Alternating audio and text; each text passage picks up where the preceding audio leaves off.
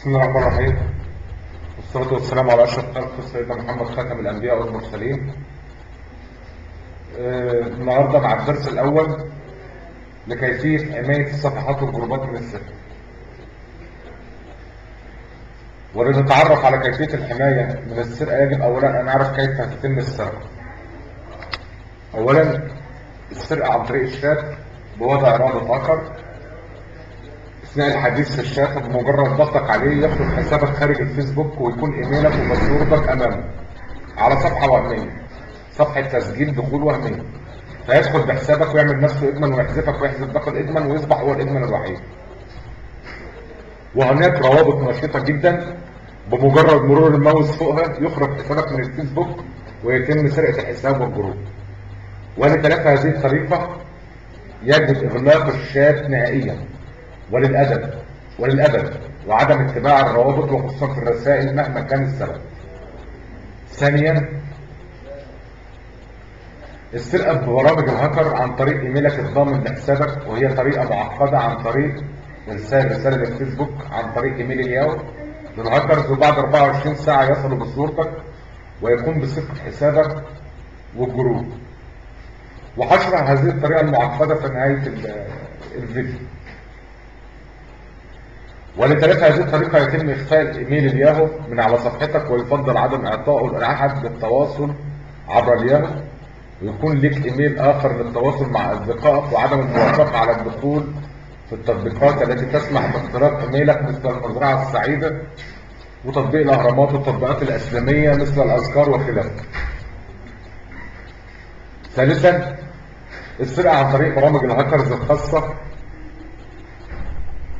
لذلك مثل برنامج فيسبوك باسورد دروبوكتر او برنامج FTP/BBH او برنامج فيسبوك هاك باي كراك او برنامج فيسبوك هاكر V1/9. وتعتمد هذه الطرق على وضع ايميل الضحية في البرنامج، ويقوم البرنامج بسرقة الباسورد بالقيام بالطريقة السالف ذكرها والتي سيتم توضيحها في نهاية الفيديو. وللتعامل مع هذه البرامج يجب أن تكون في قمة الحذر حيث أنها في قمة الخطورة، ولا تعمل في وجود برامج أنتي فيروس، بمعنى أنه سيمتلئ جهازك بالفيروسات لكي تسرق صفحة أحد أو جروب. لكن هناك طريقة لتلافي تعرض جهازك لهذه المصيبة عن طريق برنامج الديب فريز، وهو برنامج خاص بسيرفرات النت التعامل معه في غاية التعقيد. يعني أنا بتكلم على حدود معلوماتي. ولتلافى هذه الطريقة يتم إخفاء إيميل الياهو من على صفحتك، ويفضل عدم إعطائه لحد للتواصل عبر الياهو. يبقى احنا بنتواصل عن طريق إيميل تاني، ويكون لك إيميل آخر للتواصل مع أصدقائك، وعدم الموافقة على الدخول في التطبيقات التي تسمح باختراقك مثل المزرعة السعيدة وتطبيق الأهرامات والتطبيقات الإسلامية. رابعا، السرقة عن طريق المواقع المشابهة لموقع الفيسبوك مثل جوجل وتويتر وفريندز وماي سبايس وغيرها من مواقع التواصل الاجتماعي، بأن يكون الإيميل الضامن والباسورد متشابه في كلا الموقعين. ولتلافى هذه الطريقة يجب أن يكون الإيميل الضامن في كلا الحسابين مختلف، وكذلك الباسورد، وعدم ربط الحسابات ببعضها يفضل ذلك. خامسا، السرقة عن طريق برامج الهاكر الخاصة باختراق الشبكات، وهي هذه الطريقة غاية في الصعوبة، وتعتمد على اختراق جهاز الكمبيوتر لديك والحصول على كل معلوماتك الموجودة على جهازك أو اللابتوب الخاص بك، وتكون هذه الطريقة لمستخدمي الإنترنت فقط. ولتلافى هذه الطريقة يتم تسطيب برامج عالية الكفاءة للويندوز فاير وول، وهذه البرامج موجودة بكفاءة عالية جدا في ويندوز 7 وفي ويندوز 8 بكفاءة عالية، وموجودة في برنامج حماية الشبكات سيمانتك. وإن كان البرنامج ده غير متوفر على النت بالمجان، لكنه قد يكون موجود على المواقع التبادلية فقط، وطبعا ده للناس اللي هي مثلا موجودة على النت من قبل سنة 2000.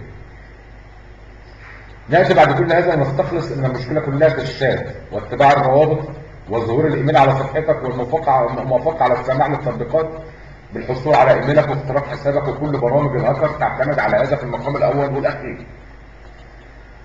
نأتي في نأتي بقى لطريقة حماية الجروبات. عمل حساب إداري خالي من الأصدقاء نهائيا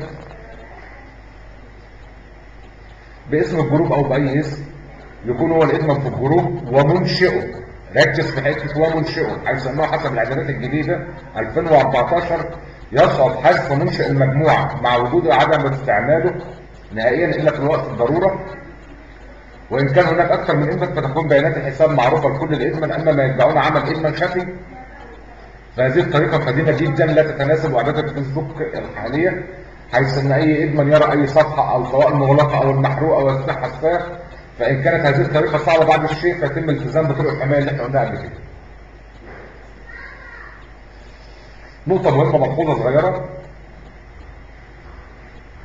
أن يكون للإدمن أكثر من حساب على الفيسبوك موجود في الجروب وغير نشط للتعامل به عند تعرض الجروب للهجوم، ويفضل أن يكون الحساب خاملا ومغلق. على صفحات النت العادية جدا هناك منتديات، يعني على سبيل المثال مزيكا توداي تطلب ايميل الياهو لتفعيل اشتراكك، اديها ايميل ياهو تاني غير الضامن لاشتراك على الفيسبوك. يبقى انت المفروض يبقى عندك ايميل ياهو بتشترك بيه في كل حته، ملوش دعوه ملوش علاقه بحسابك وحساب الفيسبوك. يجب عليك الاشتراك في استفتاء الفيسبوك لتكون على علم اول باول بكل تعديلات وارشادات الفيسبوك. وطبعا بين الصداقات اللي هي معديه ال 4000 صديق. يحذر تماما من دخول مواقع الهاكرز في عدم وجود برامج حمايه عاليه الكفاءه، لانك بالبلدي كده بتكون متواجد في وكر الافاعي. وللتسجيل في مواقع الهاكرز يكون بايميل احد الصفحات الخانه لديك، واقرر لديهم من البرامج القويه السريعه التي تمكنهم من معرفه صدق بياناتك من عدمه. فلا داعي للعب بالنار في مغامرات قد ان تكون انت الخاسر فيها، فهذه المواقع تحتاج لمحترفين للتعامل معها. ومن المعروف جيدا ان اقوى الهاكرز في تونس والجزائر والعراق والسعوديه والمغرب وايران واسرائيل، ويعني النسبه برضه من مصر.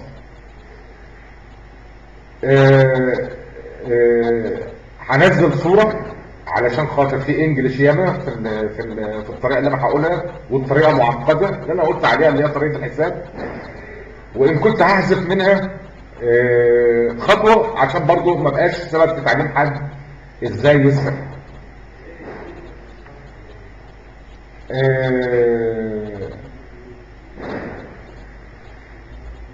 كلمه في الاخر، اخي واختي، بعد كل ما شرحت وقدمته ليس هذا معناه انني من الهاكر مما يتخيل البعض ويروجه بولاء، ولكن طبيعه عملي وشغلي تجبرني على معرفه كل هذه المعلومات، والطريقه الجيده التي تعرف بها كيف تقي نفسك من الضربات ان تعرف كيف تاتيك الضربات. فعندما اقول لك مثلا ان المخدرات محرمه شرعا لانها تغيبك عن الوعي، فهذا ليس معناه بالضروره ان انا اتعاطى المخدرات وجربتها وعرفت انها تغيب عن الوعي. وبعد كل ما تقدم وسبق ذكره، الجروب يصنع في 5 دقائق، فلا داعي للسرقة، إنما هي أعمال انتقامية. مع تحيات فريق إدارة مجموعة جروبات بيت القلوب الطاهرة، نائب رئيس مجلس الإدارة ومسؤول غرف التدريب والحماية جنرال بهاء الشام.